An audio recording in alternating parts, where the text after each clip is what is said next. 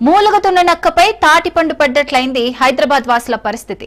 అసలే హైదరాబాద్ లో ఏది కొన్నా వందలు వేలు మటాష్ అయితే అడుగు తీసి అడుగు వేయాలంటే పైసలు ఉండాల్సిందే. హైదరాబాద్ లో ప్రయాణికులు గమ్యానికి చేరుకునేందుకు ముందుగా ఎంచుకునేది మెట్రో. సులభంగా అనుకున్న సమయానికి గమ్యానికి రీచ్ అవుతామని నమ్మకం ఉంటుంది.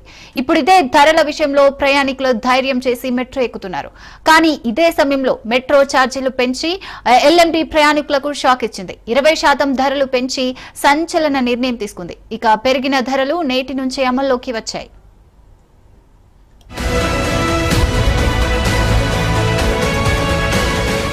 మెట్రో ఛార్జీలు పెరిగాయి. పెరిగిన ధరలు ఈ నెల 17 నుంచి అమల్లోకి వచ్చాయి. టికెట్పై 20% ధరలు పెంచింది మెట్రో యాజమాన్యం. కేవలం ఛార్జీలు మాత్రమే కాదు, దూరాన్ని కుదించి స్లాబ్లను మార్చింది. దీంతో మధ్య స్లాబుల్లో ఉన్నవారికి ఛార్జీల మోత అధికంగా ఉంటుంది. కనిష్ట ఛార్జీ 10 నుంచి 12 రూపాయలకు పెరిగింది. గరిష్టంగా 60 నుంచి 75 రూపాయలకు పెంచింది మెట్రో యాజమాన్యం.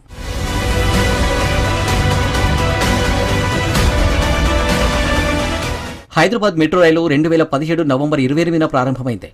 అప్పుడు నిర్ణయించిన ప్రయాణ ఛార్జీలే దాదాపుగా 7.5 ఏళ్లుగా కొనసాగుతున్నాయి. 2022 సెప్టెంబర్ 5న మెట్రో రైల్వేస్ ఛార్జీలను సిఫారసు చేసేందుకు హైకోర్టు మాజీ న్యాయమూర్తి సారథ్యంలో ఫేర్ ఫిక్సేషన్ కమిటీ ఏర్పాటైంది. ఈ కమిటీ 2023 జనవరి 25న ఛార్జీల సవరణకు సిఫారసు చేస్తూ నివేదిక ఇచ్చింది. ఎన్నికల ఏడాది కావడంతో అప్పటి ప్రభుత్వం ఛార్జీల పెంపుకు అంగీకరించలేదు. అయితే ఈ మధ్యలో బెంగళూరులో మెట్రో ఛార్జీలు పెంచడంతో ఇదే అదునుగా సర్కారుపై ఒత్తిడి తెచ్చింది. సానుకూల స్పందన రావడంతో ఛార్జీలను పెంచుతూ నిర్ణయం తీసుకుంది.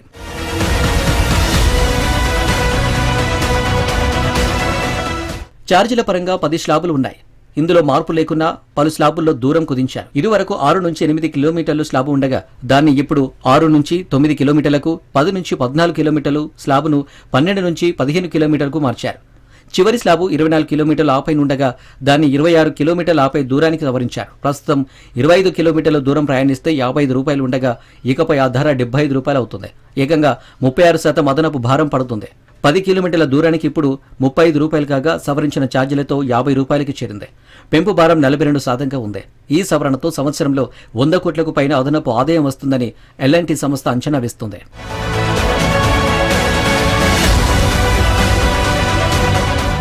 అయితే ఇప్పటి వరకు మెట్రోలో రోజుకు 4.5 లక్షల మంది ప్రయాణిస్తుంటారు.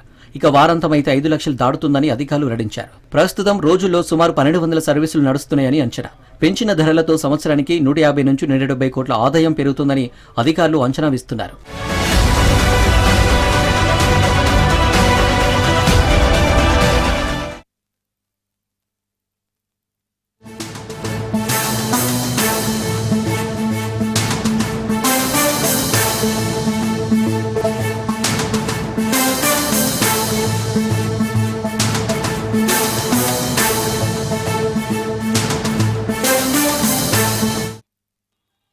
హైదరాబాద్ మెట్రోలో ఛార్జీలు పెరిగాయి. పెరిగిన మెట్రో రైలు ఛార్జీలు నేటి నుంచి అమల్లోకి వచ్చాయి.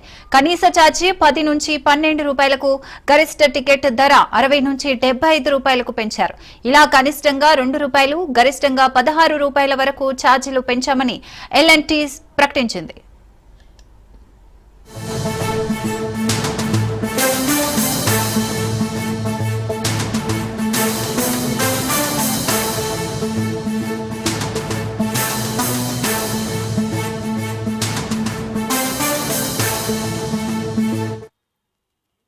పెరుగుతున్న నిర్వహణ ఖర్చుల కారణంగా మెట్రో ఛార్జీలు పెంచినట్లు టాక్ వినబడుతోంది. కరోనా మహమ్మారి కారణంగా ప్రయాణికుల సంఖ్య తగ్గడం వల్ల మెట్రో నష్టాల్లో కూరుకుపోయిందని గతంలోనే మెట్రో అధికారులు వెల్లడించారు. దానికి తోడుగా రాష్ట్ర ప్రభుత్వం ప్రవేశపెట్టిన ఉచిత బస్సు ప్రయాణ పథకం కూడా మెట్రో రైలు ఆదాయంపై తీవ్ర ప్రభావం చూపింది. దీంతో ఛార్జీలు పెంపు ఒక్కటే మార్గంగా మెట్రో అధికారులు నిర్ణయం తీసుకున్నారని తెలుస్తోంది. ఈ ఛార్జీల పెంపు వల్ల మెట్రో రైలు సంస్థకు అదనంగా 150 నుంచి 200 కోట్ల రూపాయల వరకు ఆదాయం వస్తుందని అంచనా.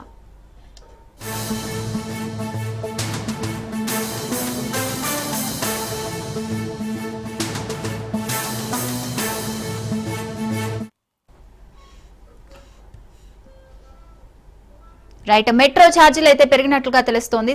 దీనికి సంబంధించిన మరింత సమాచారం మా ప్రతినిధి సైదులు ఫోన్ ఇన్ ద్వారా అందిస్తారు.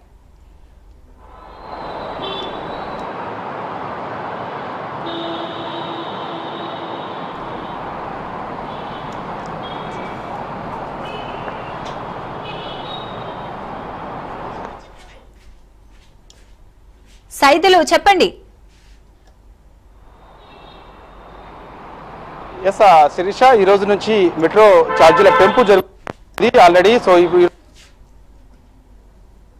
₹2 అంటే ఒక స్టేషన్ నుంచి మరొక స్టేషన్ కి వచ్చే ఉంటుంది. సో గరిష్టంగా చూస్తే మాత్రం ₹15 మెట్రో ఛార్జీలు పెంచడం జరిగింది. అంటే ఎల్బీ నగర్ నుంచి ఇప్పుడు మనకి హైటెక్ సిటీ లేదా లేకపోతే రాయదుర్గం లాంటి ప్లేస్ కి రావాలంటే కనిష్టం మనకి గరిష్టంగా ₹60 ఉండేది. ఇప్పుడు ₹15 ఎక్స్ట్రా పెంచి మొత్తం ₹75 తీసుకుంటున్నారు. అంటే ఈ రోజు నుంచి అది అమల్లోకి వస్తుంది. సో ఇక చూస్తే మాత్రం మంత్రికి వచ్చేసి ₹200 కోట్ల లాభం మెట్రోకి వచ్చే అవకాశం ఉంది. కాకపోతే ఈ యొక్క పెంచిన ఛార్జీలు ఏదైతే ఉందో అవి మాకు తీవ్ర భారం పడుతుందని చెప్పేసి వాపోతున్నారు ఐటీ ఎంప్లాయీస్ అందరూ కూడా. ఎందుకంటే మనం ప్రస్తుతం మాదాపూర్ మెట్రో స్టేషన్ దగ్గర ఉన్నాము. చాలా మంది ఐటీ ఎంప్లాయీస్ అంతా వస్తున్నారు, ఇతర ప్రయాణికులందరూ కూడా ఇక్కడికి వస్తుంటారు. ఎందుకంటే ఈ యొక్క మెట్రో ఛార్జీలు పెంచడం వల్ల అదనపు భారం మాకు పడుతుందని చెప్పేసి కూడా చెప్తున్నారు. అంటే మనకి ఇప్పుడు ఎల్బీ నగర్ నుంచి మేము మాదాపూర్ లేదా హైటెక్ సిటీకి రావాలంటే ₹15 పడుతుంది. సో ఇప్పుడు ₹30 అదనంగా భారం పడుతుంది. ఒక పెద్ద ఆయన ఉన్నాడు, మాట్లాడదాము ఒకసారి. ఆ పెద్ద ఆయన, మీరు ఎక్కడి నుంచి వస్తున్నారే? ఉప్పల్ నుంచి వస్తున్నారు. గతంలో మెట్రో ఛార్జీకి ఇక్కడ మాదాపూర్ వచ్చేందుకు ఎంత ఉంది, ఇప్పుడు ఎంత తీసుకున్నారు? ₹50 మరి ఎవరిసారి ₹20 పెంచారు. నేను పొద్దున్న నుంచి ఇది కొట్లాడి వచ్చిన. ఇప్పుడు ఆడ ఎవరిని అడిగినా రసూల్పుర అక్కడ పోయి అడుగు, మాకే తెలియదు అని సార్. ఎట్లా ఒకటేసారి ₹20 పెంచితే ఎట్లా మేము రోజు తిరిగేటోళ్ళం అని చెప్తున్నాను సార్. ఎవరు రెస్పాన్స్ ఇస్తలేరు. రెగ్యులర్ గా వస్తుంటావా? రోజు నేను తిరగబట్టి. అంటే ఇంత ముందు ₹50 ₹100 ఉండేది. ఇప్పుడు ₹75 అంటే ₹15 ఎక్కడ పెరిగింది. ₹30 అదనంగా భారం పడుతుంది. అంటే ఇప్పుడు భారం పడుతుంది అని చాలా భారం పడుతుంది సార్. నేను చిలకరారు నుంచి వస్తున్నా, అక్కడ నుంచి ₹15, మళ్ళీ నుంచి ₹70. నాకు రోజు ఆటోకి పోవాలంటే మళ్ళీ ₹20 తీసుకుంటున్నారు సార్. నాకు రోజు ₹200 ఆడ ఇచ్చే కూలీ ఏంది నాకు. అది అసలు ఎవరిని అడిగినా ఇప్పటిదాకా నేను ఆడ ఉప్పల్లా ఇది దాంట్లో అడిగితే మాకు తెలియదు అంటున్నా. ఇంకా టైం అయిందని నేను వెళ్ళి వచ్చిన సార్. ప్రభుత్వానికి ఏం చెప్తావు మరి? ప్రభుత్వం ఏం చేస్తుంది సార్? ప్రభుత్వం ఉన్నాడేమో బాగున్నాడో, లేనాడో సస్తున్నాడు సార్. లేనోడు చాలా ఇబ్బందిగా పడి చస్తున్నాడు. ఉన్నాడు ఎట్లయినా బతుకుతాడు, లేనోడు లాస్ ఉంటాడు ఎట్లా బతుకుతాడు. ఇప్పుడు ఉన్నోనికి అదే ఛార్జీ ఉంది, లేనోనికి ఛార్జీ ఉంది. ఆ ఉన్నోనికి ఏమైనా ఎక్కువ వానికి వేరే జీవో ఉందా, మాకేమైనా ఉందా? ఉన్నాడేమో అట్లనే బాగానే ఉన్నాడు, లేనోడే కదా సచ్చేది. ప్రభుత్వం ఏమో ఏం పట్టించుకోదు. దానిగా ఏ ప్రభుత్వం వచ్చినా బీదోడు లెక్కనే అయిపోతున్నాడు. ఇంకా ఎవరు వచ్చినా ఇంకా ఇంతే బీదోళ్ళ బతుకు ఇదే అయిపోతుంది సార్. ఇంకా శిరీష, చూస్తున్నాం కదా, చాలా భారం పడుతుందని చెప్పేసి వాపోతున్నారు ఐటీ ఎంప్లాయీస్. యాక్చువల్గా ఈరోజు మాదాపూర్ మెట్రో స్టేషన్ దగ్గర చాలా బిజీగా ఉంటుంది వాస్తవంగా. అంటే మనకి సోమవారం నుంచి మనకి శుక్రవారం వరకు చాలా బిజీగా ఉంటుంది. సో ఈరోజు శనివారం కావున కొంత వీకెండ్, అంటే ఈరోజు రేపు కొంత సెలవులు ఐటీ ఎంప్లాయీస్కి ఉంటాయి కాబట్టి సో రద్దీ కొంచెం చాలా తక్కువగా ఉంది. అయినప్పటికీ రెగ్యులర్గా ఇతర ఎంప్లాయీస్ ఎవరైతే ఉంటారో వారందరూ కూడా మెట్రోకినే వస్తున్నారు. కాకపోతే ఒక్కసారిగా వాళ్ళు షాక్ అయిపోయినట్టుగా కూడా చెప్తున్నారు. ఎందుకంటే రెగ్యులర్గా మాకు ₹50 ఉండేది. మేము ఎల్బీ నగర్ నుంచి కానీ లేకపోతే ఉప్పల్ నుంచి కానీ మాదాపూర్కి రావడానికి ₹50 ఉండేది. ఇప్పుడు ₹15 ఎక్కువ అయిపోయింది. ఇప్పుడు ₹75 తీసుకుంటున్నారు. సో అది అదనపు భారం మాకు పడుతుందని చెప్పేసి కూడా ఓపోతున్నారు. మళ్ళీ ఇక్కడ నుంచి మేము ఆటోకి వెళ్ళాలంటే మళ్ళీ ఒక ₹20. అంటే ఇప్పుడు మాకు వచ్చేసి అదనంగా భారం రెగ్యులర్గా వచ్చేసి అప్ అండ్ డౌన్ ₹30 ప్లస్ ఇక్కడ ₹20. అంటే మొత్తం ₹70 మాకు అదనంగా భారం పడుతుందని చెప్పేసి కూడా చాలా మంది ఎంప్లాయీస్ చెప్తున్నారు. కొంతమంది వస్తున్నారు, మాట్లాడదాం. చెప్పండి, మీకు ఇప్పుడు రెగ్యులర్గా ₹50 ఉండే ఛార్జీ ఇప్పుడు ₹75 తీసుకుంటే మీరు ఎక్కడి నుంచి వస్తున్నారండి? ఇంతకుముందు ₹50 ఉండే, ఇప్పుడు ₹15 ఛార్జీ పెంచడం జరిగింది. నువ్వు రెగ్యులర్గా వస్తుంటావా? నీకు అదనపు భారం పడుతుంది కదా, ఎలా అనిపిస్తుంది? రెగ్యులర్గా రాను, నేను జస్ట్ వచ్చేసిన. ప్రైస్ గురించి అయితే నాకు అంతా ఏం తెలియదు, ఇది తెలుసుకోవాలి. Thank you. చాలా మంది మెట్రో సేవలు వినియోగించుకొని మాదాపూర్ మెట్రో స్టేషన్ దగ్గర దిగి వస్తున్న వారు ఉన్నారు. కాకపోతే వాళ్ళంతా కొంతమంది మాట్లాడుతున్నారు, కొంతమంది మాట్లాడడానికి ఆసక్తి చూపించడం లేదు. సో ఏదేమైనా సరే ఇదైతే మాకు చాలా అదనపు భారమైనది కూడా చెప్తున్నారు. ఎందుకంటే మాకు మొత్తం అప్ అండ్ డౌన్ ₹30 అదనంగా ఖర్చు అవుతుంది. దాంతోపాటుగా ఇక్కడ నుంచి మళ్ళీ మేము లోపలికి మాదాపూర్ నుంచి కానీ హైటెక్ సిటీ నుంచి కానీ మేము రాయదుర్గం నుంచి కానీ లోపలికి వెళ్ళాలంటే అదనంగా మరో ఆటోకి ₹20 అవుతుంది. అంటే ఆటోకి 20-40 అవుతుంది. మళ్ళీ మేము మాదాపూర్ నుంచి మళ్ళీ ఉప్పల్ పోవాలన్నా ఎల్బీ నగర్ పోవాలన్నా ₹30 ఎక్స్ట్రా అవుతుంది. దాదాపుగా మాకు ₹60 అదనంగా భారం పడుతుంది. సో ఇది ఇప్పటికైనా ప్రభుత్వం పునరాలోచించుకోవాలి. వెంటనే ఈ యొక్క పెంచిన ఛార్జీలను తగ్గించాలి. లేదంటే పెద్ద ఎత్తున మేము కొన్ని ధర్నా వాళ్ళు కూడా చేయాలని చెప్పేసి కూడా ఐటీ ఎంప్లాయీస్ చెప్తున్నారు. సో ఏదేమైనా ఒక 5 రూపాయలు 10 రూపాయలు పెంచొచ్చు, కానీ ఒకేసారి 15 రూపాయలు పెంచడం వల్ల మాకు చాలా భారం పడుతుందని చెప్పేసి కూడా ఐటీ ఎంప్లాయీస్ కానీ లేకపోతే ఇతర ప్రయాణికులందరూ కూడా వాపోతున్న పరిస్థితి కనిపిస్తుంది. కొంత వీకెండ్ ఈరోజు అంటే సెలవు దినం కాబట్టి కొంత మాదాపూర్ మెట్రో స్టేషన్ దగ్గర కొంత రద్దీ చాలా తక్కువగా ఉంది. లేదంటే నిత్యం ఇక్కడ రద్దీగా ఉంటుంది. ఆటో వాళ్ళు చాలా మంది కూడా ఇక్కడ షేర్ ఆటో వాళ్ళంతా కూడా నిత్యం బిజీగా ఉంటుంటారు ఈ యొక్క మాదాపూర్ మెట్రో స్టేషన్ దగ్గర. సో ఈరోజు అంటే కొంతమంది ప్రయాణికులు మాత్రమే వస్తున్నారు. సో ఆల్రెడీ ఇంతకుముందు మెట్రో రాగానే చాలా మంది కిందికి వచ్చారు. మాదాపూర్ మెట్రో స్టేషన్ నుంచి చాలా మంది కిందికి వచ్చారు. సో మరి కాసేపట్లో 5-10 నిమిషాల వ్యవధిలోనే మరికొందరు కూడా మాదాపూర్ మెట్రో స్టేషన్ దగ్గర దిగే వాళ్ళు ఎవరైనా ఉంటే మరి కాసేపట్లోనే వారు కూడా ఇక్కడికి వస్తారు. సరే, వాళ్ళతో మాట్లాడే ప్రయత్నం అయితే చేద్దాం. ప్రస్తుతం అయితే మాత్రం ఈ యొక్క మెట్రో ఛార్జీల పెంపు ఏదైతే ఉందో అది మాకు చాలా భారం పడుతుంది. ఇప్పటికైనా సరే ప్రభుత్వం పునరాలోచించుకొని పెంచిన ఛార్జీలు ఏదైతే ఉన్నాయో అవి తగ్గించాలని చెప్పేసి కూడా ప్రధానంగా డిమాండ్ చేస్తున్నటువంటి పరిస్థితి కనిపిస్తుంది. శిరీష. రైట్, థ్యాంక్ యూ సైజులు.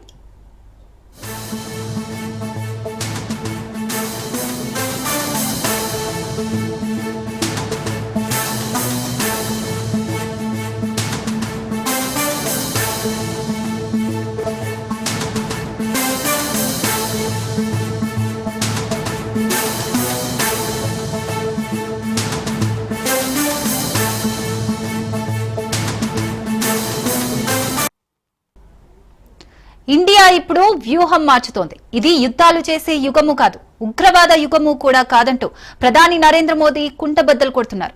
ఇది యుద్ధం చేసే కాలం కాదని ప్రధాని నరేంద్ర మోదీ చాన్నాళ్లుగా చెప్తున్నారు. అయితే పహల్గామ్ లాంటి అటాక్స్ తో ఇండియాను దెబ్బ కొట్టాలని చూస్తే అందుకు మూల్యం చెల్లించుకోవాల్సి రావడం కూడా ఖాయమని పాకిస్తాన్ కు తాజాగా ఇండియా రుజువు చేసి చూపించింది. ఆపరేషన్ సింధూర్ ద్వారా పాకిస్తాన్ భూభాగంలో ఆ దేశాన్ని పాతరేసింది. అంతేకాదు, వచ్చే రోజుల్లో భారత సైన్యం బడ్జెట్ ను 50,000 కోట్లకు పెంచింది. ఆపరేషన్ సింధూర్ భారత సైన్యం శక్తివంతమైన యుద్ధ ప్రణాళికకు తగిన విధంగా రక్షణ వ్యవస్థను బలోపేతం చేయాలని ప్రధాని మోడీ నిర్ణయించారు. ఇజ్రాయెల్ ప్రసిద్ధ ఐరన్ డోమ్ తో పోల్చదగిన అధునాతన వాయు రక్షణ వ్యవస్థలు ఇప్పుడు ఇండియాకు దన్నుగా నిలుస్తున్నాయి.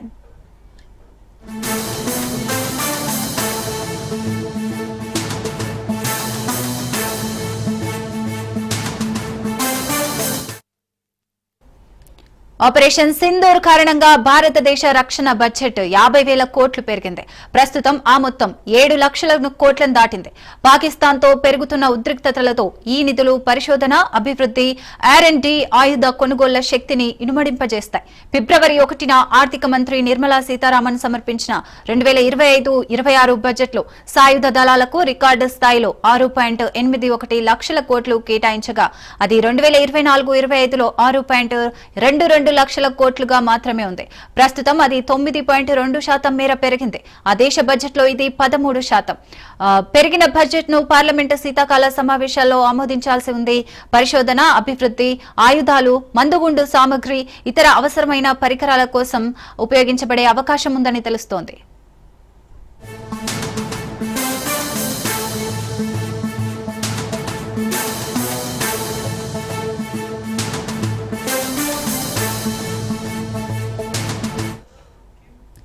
రెండు 2014లో ప్రధాని మోడీ ప్రధానిగా బాధ్యతలు చేపట్టిన నాటి నుంచి కేంద్రం రక్షణపై పూర్తి స్థాయిలో దృష్టి సారించింది.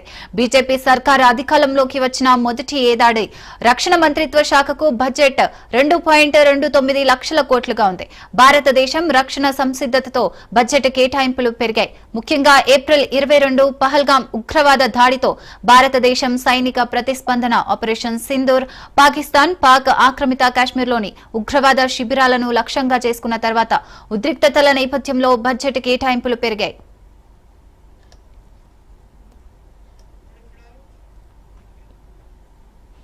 ఆకాశ క్షిపణి రక్షణ వ్యవస్థతో సహా ఆ నెట్వర్క్ లోని స్వదేశీ అంశాలపై ఇప్పుడు కేంద్రం ఎక్కువ ఫోకస్ చేస్తోంది.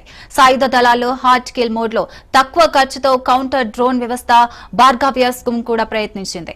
ఈ వ్యవస్థలో ప్రయోగించిన మైక్రో రాకెట్లు ఒడిశాలోని గోపులాపూర్ లో శివార్డ్ ఫైరింగ్ రేంజ్ లో నిర్వహించిన పరీక్షల్లో అన్ని లక్ష్యాలను సాధించడంతో భారత్ సత్తా మరింత పెరుగుతోందని భావిస్తున్నారు. ఆకాశ వ్యవస్థ అమెరికా తయారు చేసిన సూపర్ సోనిక్ F-16 ఫైటర్ జెట్ల వంటి అత్యంత యుక్తిగా పనిచేసే విమానాలను కూడా అడ్డుకోగలదు. సారా ఆకాశ్ హమారా, మొత్తం ఆకాశం మనదే అన్న ట్యాగ్ లైన్ అనుగుణంగా ఇది పనిచేస్తోంది. భారత్ పాక్ యుద్ధం తర్వాత రక్షణ మంత్రి రాజ్నాథ్ సింగ్ దేశీయంగా రక్షణ పరికరాల ఉత్పత్తిని పెంచుతున్నామన్నారు. ఇతర దేశాల నుండి రక్షణ పరికరాలను కొనుగోలు చేయడం వల్ల మన భద్రతను వేరొకరి చేతుల్లో పెడుతున్నాం. ఇక దేశీయంగా రక్షణ ఉత్పత్తులు చేసుకోగలిగితే ఇండియా సూపర్ పవర్ దిశగా పయనిస్తుంది.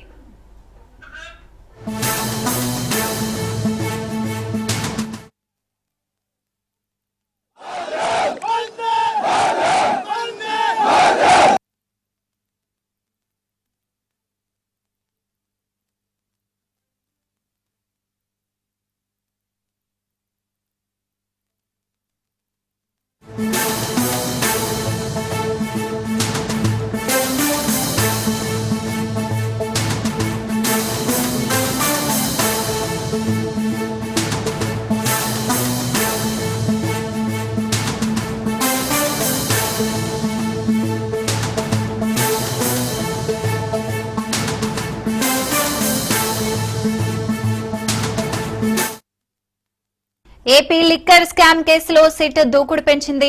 3 రోజుల పాటు విచారించిన అధికారులు శుక్రవారం రాత్రి ధనుంజయ రెడ్డి, కృష్ణమోహన్ రెడ్డి అరెస్టు చేశారు. అనంతరం ఇరువురి కుటుంబ సభ్యులకు సమాచారం ఇచ్చారు. అదేవిధంగా ఇవాళ ఏసీబీ కోర్టులో ధనుంజయ రెడ్డి, కృష్ణమోహన్ రెడ్డిలను హాజరుపరచనున్నారు. ఇందులో భాగంగా కాసేపట్లో వైద్య పరీక్షల నిమిత్తం ఇద్దరిని విజయవాడ ఆసుపత్రికి తరలించనున్నారు అధికారులు.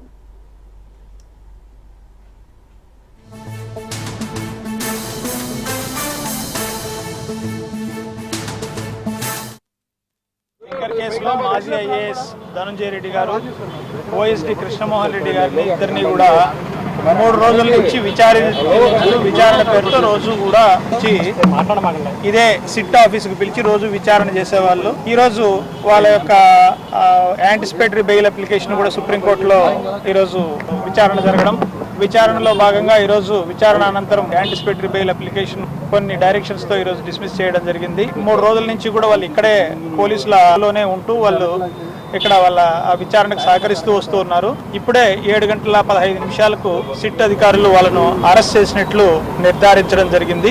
రేపు కోర్టులో ప్రొడ్యూస్ చేసేటువంటి అవకాశం మార్నింగ్ 8 o'clock కోర్టులో ప్రొడ్యూస్ చేస్తామని ఇప్పుడే తెలియజేయడం జరిగింది. 2 గంటలకు తీసుకెళ్లి హాస్పిటల్లో వాళ్ళ వైద్య పరీక్షల అనంతరం 11 గంటలకు 10:30-11 గంటలకు కోర్టులో హాజరుపరిచే అవకాశం మెండుగా కనిపిస్తుంది. ఈ కక్ష సాధింపు చర్యల్లో భాగము ఇది అందరికీ తెలుసు. ఎందుకంటే గతంలో కేసులు పెట్టారు కాబట్టి మేము దాని కౌంటర్గా అందరి మీద కూడా కేసు పెడతాము. ఆ కేసుల్లో అందరినీ కూడా మేము వాళ్ళైతే ఎవరెవరి పాత్ర ఉన్నా లేకపోయినా ఆ రోజు పనిచేసినటువంటి అధికారులందరినీ కూడా, అధికారులు అనే వాళ్ళు ఎవరేం చేసినారు, ఎవరైనా కూడా ప్రభుత్వం ఆ రోజు చెప్పినటువంటి నియమ నిబంధనల ప్రకారము వాళ్ళు చెప్పినటువంటి ఇది చేసింటారు. కానీ ఐఏఎస్లను, ఐపీఎస్లు దానికి బాధ్యులుగా చేసి వాళ్ళని అరెస్ట్ చేయడం అనేది ఇది మంచి పద్ధతి కాదు. ఇది సంప్రదాయం అనేది కొనసాగుతుంది. ఇది మరి ఎక్కడికి దారి తీస్తుందో తెలియదు, కానీ ఇది మంచి సంప్రదాయం అయితే మాత్రం కాదు. లిక్కర్ కేసులో మాజీ ఐఏఎస్ ధనుంజయ రెడ్డి గారు, ఓఎస్డి కృష్ణమోహన్ రెడ్డి గారిని ఇద్దరిని కూడా 3 రోజుల నుంచి రైట్. ఇదే విషయానికి సంబంధించి మరింత సమాచారం మా ప్రతినిధి శ్రీనివాస్ ఫోన్ ఇన్ ద్వారా అందిస్తారు. శ్రీనివాస్, చెప్పండి. ఏపీ లిక్కర్ కుంభకోణం కేసుకు సంబంధించి అధికారులు దూకుడు మరింత పెంచారని తెలుస్తా ఉంది. ఈ నేపథ్యంలో దీనికి నిదర్శన గత కొద్ది రోజులుగా కూడా ఈ కేసుకు సంబంధించి జరుగుతున్నటువంటి పరిణామాలు, అట్లాగే అధికారులు అరెస్ట్ చేస్తున్నటువంటి వీరు చూస్తుంటే ఈ కేసు తొందరగానే పూర్తి స్థాయిలో విచారణ పూర్తయ్యే విధంగా అనిపిస్తా ఉంది.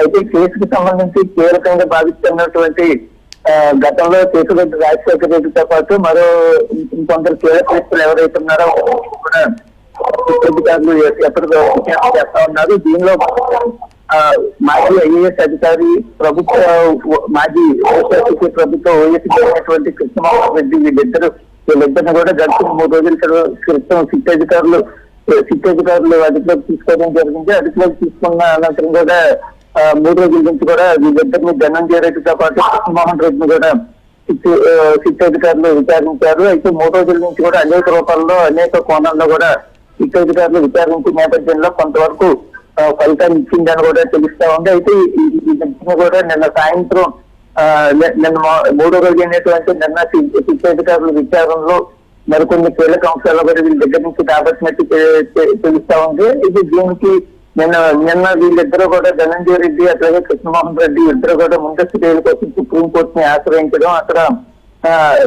వీళ్ళకి చేదు అనుభవం ఎదురవడం, సుప్రీంకోర్టు అరెస్టు ముందస్తు బెయిల్ విషయంలో ఇన్వాల్వ్ కాకపోవడంతో వీళ్ళని ఇమీడియట్ గా సుప్రీంకోర్టు నుంచి ఎప్పుడైతే ఆదేశాలు అంటే వీళ్ళు వేసినటువంటి పిటిషన్ ఎప్పుడైతే రిజెక్ట్ అయిందో వెంటనే సిట్ అధికారులు అప్రమత్తమయ్యారు. అప్రమత్తమై నిన్న మధ్యాహ్నం నుంచి కూడా వీళ్ళిద్దరు విచారణ మరింత వేగవంతం చేశారు. అనంతరం విచారణ పూర్తయిన తర్వాత వీళ్ళిద్దరిని నిన్న రాత్రి అరెస్ట్ చేసినట్లు కూడా సిట్ అధికారులు అధికారికంగా ధృవీకరించారు. అట్లాగే వీళ్ళిద్దరిని అరెస్ట్ చేసిన వెంటనే కూడా ఈ సమాచారాన్ని ఇరువురు కుటుంబ సభ్యులకు కూడా సమాచారం ఇవ్వడం జరిగింది. ప్రస్తుతం అయితే వీళ్ళిద్దరు కూడా నిన్న ఉదయం నుంచి కూడా సిట్ అధికారులు అదుపులోనే ధనంజయ రెడ్డి అలాగే కృష్ణమోహన్ రెడ్డి ఇద్దరు కూడా సిట్ కార్యాలయంలోనే ఉన్నారు. అయితే ఈ రోజు అరెస్ట్ అయిన నేపథ్యంలో నరకాసుపత్రిలో వైద్య పరీక్షల నిమిత్తం వీళ్ళిద్దరిని విజయవాడ ప్రభుత్వ ఆసుపత్రికి తరలిస్తారు. అక్కడ వైద్య పరీక్షలు పూర్తయిన వెంటనే ఏసీపీ కోర్టు వీళ్ళిద్దరిని హాజరుపరచనున్నారు. ఏసీపీ కోర్టు ఇచ్చినటువంటి ఆదేశాలకు అనుగుణంగా ఒకవేళ డిమాండ్ కనుక విధిస్తే మాత్రం విజయవాడ జిల్లా జైలుకి తరలిచ్చే అవకాశం ఉంటుంది. లేదు అనుకుంటే ఒకవేళ ఏమైనా ఇప్పుడు ప్రభుత్వం వైపు అట్లాగే ధనంజయ రెడ్డి కృష్ణమోహన్ రెడ్డి వీళ్ళిద్దరి తరపున ఉన్నటువంటి న్యాయవాదులు ఇరువురి ఆర్గ్యుమెంట్స్ విన్న తర్వాత కోర్టు ఎలాంటి నిర్ణయం తీసుకుంటుందో అనేది మరి కాసేపట్లో తెలిసే అవకాశం ఉంది. ఏమైనప్పటికీ కూడా ఈ కేసుకు సంబంధించి మనం చూసినట్లయితే కీలకంగా భావిస్తున్నటువంటి వ్యక్తులు ఎవరెవరైతే ఉన్నారో వాళ్ళందరూ కూడా ప్రస్తుతం అరెస్ట్ అయినట్టుగా తెలుస్తా ఉంది. మరికొన్ని ఈ అరెస్టు నేపథ్యంలోనే సిట్ అధికారులు ఈ కేసు మరింత వేగవంతం చేయనున్నారు. మరోవైపు సజ్జల శ్రీధర్ రెడ్డిని కూడా పోలీస్ కస్టడీకి తీసుకున్నటువంటి సిట్ అధికారులు మూడో రోజు ఈ రోజు కూడా అతన్ని శ్రీధర్ రెడ్డిని విచారించనున్నారు. కొద్దిసేపటి క్రితమే శ్రీధర్ రెడ్డిని కూడా విజయవాడ ప్రభుత్వ ఆసుపత్రికి వైద్య పరీక్షల నిమిత్తం తీసుకెళ్లారు. అనంతరం అక్కడ అంతా బాగుంది, అతని హెల్త్ కండిషన్ అంతా బాగుందని డాక్టర్లు చెప్పిన తర్వాత అతను మళ్ళీ సిట్ కార్యాలయానికి తీసుకొచ్చి అతన్ని కూడా వేరే చోట సిట్ కార్యాలయంలో వేరే చోట వీరితో సంబంధం లేకుండా వేరే చోట విచారణ చేపడతా ఉన్నారు. మరోవైపు ధనంజయ రెడ్డి అట్లాగే కృష్ణమోహన్ రెడ్డి వీళ్ళిద్దరు అరెస్టులను వైఎస్ఆర్సీపీ పార్టీ పూర్తిగా ఖండిస్తా ఉంది. కేవలం మాజీ ముఖ్యమంత్రి వైఎస్ఆర్సీపీ అధినేత వైఎస్ జగన్మోహన్ రెడ్డిని టార్గెట్ గా చేసుకునే ఈ లిక్కర్ స్కామ్ సంబంధించినటువంటి విచారణ జరుగుతూ ఉందని కూడా నిన్నటి నుంచి కూడా వైసీపీ శ్రేణులు ఎవరైతే ఉన్నారో కీలక నేతలందరూ కూడా మీడియా ముందుకు వచ్చి ఆరోపణలు చేయడం జరుగుతూ ఉంది. ఏమైనప్పటికీ కూడా దీంట్లో పూర్తి స్థాయిలో విచారణ అయితే ఒకళ్ళు దీనికి సంబంధించి ఎవరెవరితో అయితే సంబంధాలు ఉన్నాయో వాళ్ళందరినీ కూడా ఖచ్చితంగా అరెస్ట్ చేసే విధంగా స్పెషల్ ఇన్వెస్టిగేషన్ టీమ్ దూకుడు పెంచిందని కూడా మనం ప్రిపేర్డ్ గా ప్రీ ప్లాన్డ్ గా ఉన్నట్టుగా కూడా తెలుస్తా ఉంది. Sirisha right, thank you Srinivas.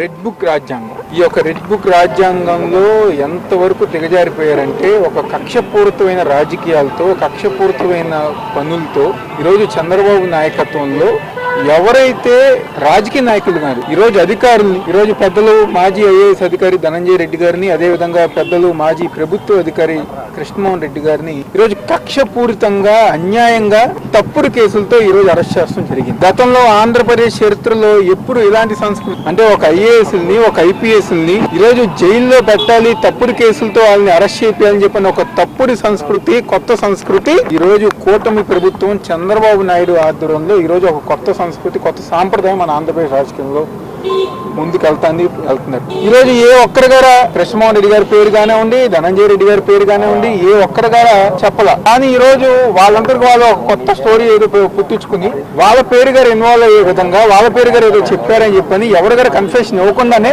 ఈ రోజు ధనంజయ రెడ్డి గారిని కృష్ణమోహన్ రెడ్డి గారిని అరెస్ట్ చేస్తడం జరుగుతుంది. ఈరోజు ప్రజలందరూ గారు గమనిస్తున్నారు. ఈరోజు ఏదైతే లిక్కర్ గురించి మాట్లాడుతున్నారో గత 5 సంవత్సరాలు జగన్మోహన్ రెడ్డి గారి ఒక నాయకత్వంలో ఈ రోజు ఒక మంచిగా ప్రజానికానికి మంచి చేసే విధంగా ఆ రోజు లిక్కర్ ని అందుబాటులో తీసుకొస్తాం కానివ్వండి, ఏదైతే గత తెలుగుదేశం ప్రభుత్వంలో ఏదో డెసిషన్స్ ఉన్నాయో అయ్యే కొనసాగింది.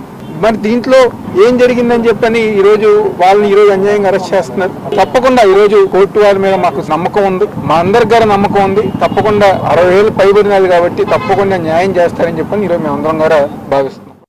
3వ రోజు విచారణలో భాగంగా పెద్దలు ధనంజయ రెడ్డి గారిని, వైఎస్ కృష్ణమోహన్ రెడ్డి గారిని అరెస్ట్ చేస్తున్నట్టు రిపోర్ట్ ఇవ్వడం జరిగింది.